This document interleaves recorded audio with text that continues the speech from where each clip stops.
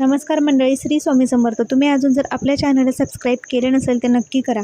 आषाढी एकादशीच्या दिवशी काय करावे आणि काय करू नये ह्या गोष्टी आपण करायच्या आहे. या दिवशी भक्त उपवास करतात आणि भगवान विष्णूंची पूजा करतात. भगवान विष्णूंना तुळशी फार प्रिय आहे असं मानलं जाते की त्यामुळे या दिवशी न विसरता भगवानाला तुळशीचे पत्र अर्पण करावे, त्याशिवाय पूजा पूर्ण होत नाही. या दिवशी जे उपवास करत नाही त्यांनी तामसिक अन्न सेवन करू नये, मसालेदार मांस, मासे, अंडी, कांदा, लसूण खाऊ नये, यामुळे नकारात्मकता येते. या दिवशी उपवास असो या नसो पण पैसे, वस्त्र, अन्न आणि पाणी याचे दान करायला हवे. हे अत्यंत पुण्यकर्म मानले जाते. ब्रह्मचर्याचे पालन करावे. या दिवशी ब्रह्मचर्याचे पालन करावे. भाविकांनी मनावर, शरीरावर ताबा ठेवावा.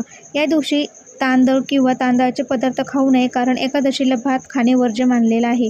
तर मोठ्या व्यक्तींना, थोर व्यक्तींना अपशब्द बोलू नये. ह्या गोष्टींचे पालन किंवा ह्या गोष्टी आपल्याला एकादशीच्या दिवशी काय करावे आणि काय